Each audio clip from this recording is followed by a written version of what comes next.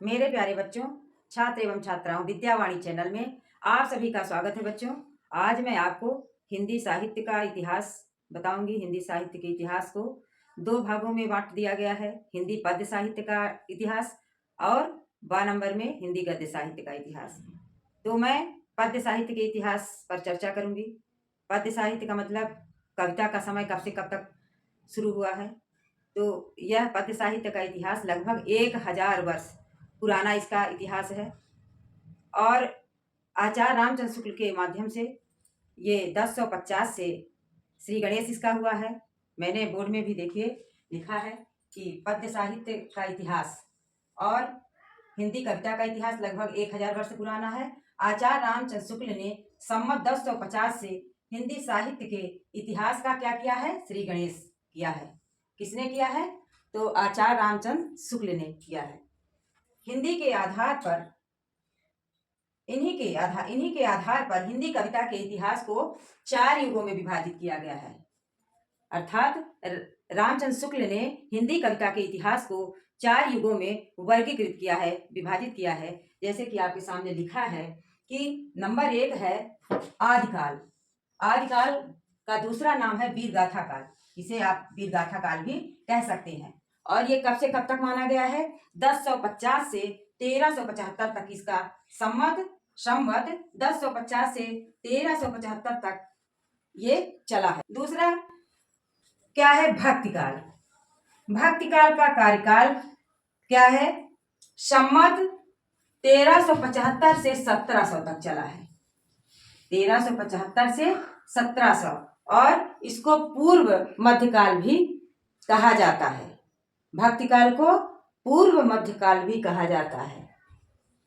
इसका कार्यकाल क्या था? संवत 1375 से 1700 तक चला है। नंबर 3 है बच्चों रीतिकाल। रीतिकाल को उत्तर मध्यकाल भी कहा जाता है और इसका कार्यकाल है संवत 1700 से 1900 तक का यह समय माना गया है। चौथा है आधुनिक काल। आधुनिक काल यानी वर्तमान काल जो अभी भी चल रहा है, इसको अद्यतन काल कहा जाता है। इसका कार्यकाल है 1900 से अब तक, वर्तमान में जो चल रहा है। आपको याद करने का इसको तरीका क्या है? ये आदिकाल जो है को वीरगाथा काल कहते हैं। ये 1050 से कब तक चला है? 1375 तक। फिर आप भक्तिकाल की बात करते हैं तो ये भक्तिकाल यहाँ से शुरू हो जाता है 1375 से कब तक चलता है? 1700 तक चलता है। फिर रीतिकाल। रीतिकाल का ये जैसे 1700 से यहाँ आ जाता है। रीतिकाल 1700 से 1900 तक चलता है।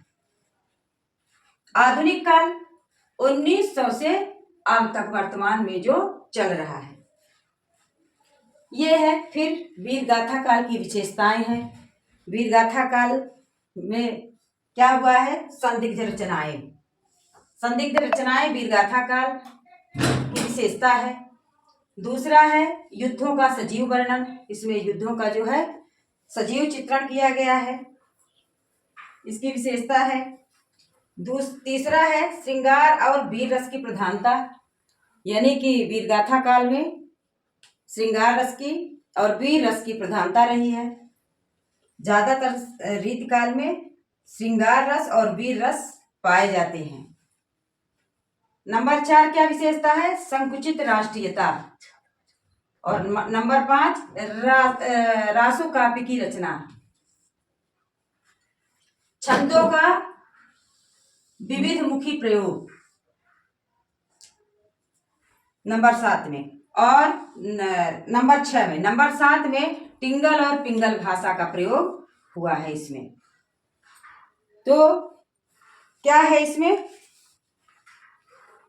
संदिग्ध रचनाएं। नंबर 1 संदिग्ध रचनाएं में इस काल में उपलब्ध होने वाली प्रायः सभी वीरगाथाओं की प्रामाणिकता संदिग्ध है। खुमान रासो, बीसल देव रासो, पृथ्वीराज रासो तथा परिमाण रासो, इन सभी रासों काव्यों की प्रामाणिकता संदिग्ध है। इसमें ऐतिहासिकता का अभाव है। इनके मूल रूप में बहुत परिवर्तन हुए हैं। नंबर 2, युद्धों का सजीव वर्णन जो है, तो वीरगाथा काल में कवियों ने युद्धों का आंखों देखा हाल किया है। इतना सजीव वर्णन वर्णन कदाचित संस्कृत साहित्य में भी नहीं मिलता।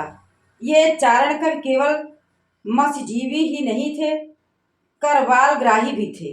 वे युद्ध भूमि में भी जाया करते थे। फलतः इनका वर्णन अत्यंत बिंबग्राही और सजीव है। वीर और श्रृंगार रस की जो प्रधानता है, तो इन वीर गाथाओं में वीर तथा श्रृंगार रस का अद्भुत सम्मिश्रण है। वीर रस का सुंदर परिपाक हुआ है। संकुचित राष्ट्रीयता, चारण कवियों ने केवल अपने आश्रयदाताओं का ही गुणगान किया है। जो कवि रहते थे, राजाओं के दरबारी कवि होते थे, वो अपने अपने राजाओं का गुणगान करते थे अपने काव्य के माध्यम से। देशद्रोही जयचंद्र का भी पेट के कारण गुणगान किया गया है। छोटे छोटे राज्यों को ही राष्ट्र समझा जाता था। रासों की रचना, यह भी इस काल की विशेषता कही जा सकती है। छंदों का विविध मुखी प्रयोग, दोहा, त्रोटक, तोमर, गाथा, गाहा, पद्धर, आर्या, सदरिक, रोला, उल्लाला, कुंडलिया आदि अनेक छंदों का प्रयोग इस काल की विशेषता कही जा सकती है। छंदों का इतना विविध प्रकार का पूर्ववर्ती साहित्य में कभी नहीं हुआ है। डिंगल और पिंगल भाषा, डिंगल भाषा अर्थात साहित्यिक राजस्थानी भाषा का प्रयोग भी इस काल की विशेषता कही जाती है। अपभ्रंश मिश्रित साहित्यिक ब्रज भाषा पिंगल का भी प्रयोग किया गया है। इस प्रकार ऐतिहासिक एवं साहित्यिक दृष्टि से वीरगाथा काल का विशेष महत्व है। अब मैं बच्चों बताऊंगी वीरगाथा काल के प्रमुख कवि और उनकी रचनाएं। तो बच्चों, वीरगाथा काल के प्रमुख कवि और उनकी रचना, आइए देखते हैं। प्रमुख कवि और उनकी रचना। प्रमुख कवि हैं चंद्रबरदाई, उनकी रचना है पृथ्वीराज रासो। चंद्रबरदाई की क्या रचना है? पृथ्वीराज रासो। नरपति नाल की रचना है बीसल देव रासो। दलपत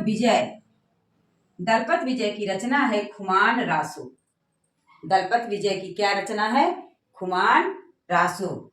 जागनिक कवि हैं और इनकी रचना है आल्हखंड। अमीर खुसरो की रचना है पहेलियां तथा गीत। पहेलियां तथा गीत, अमीर खुसरो की रचना है पहेलियां तथा गीत। राजशेखर की रचना है संदेश राशक। हेमचंद्र की रचना है हेमचंद्र का व्याकरण।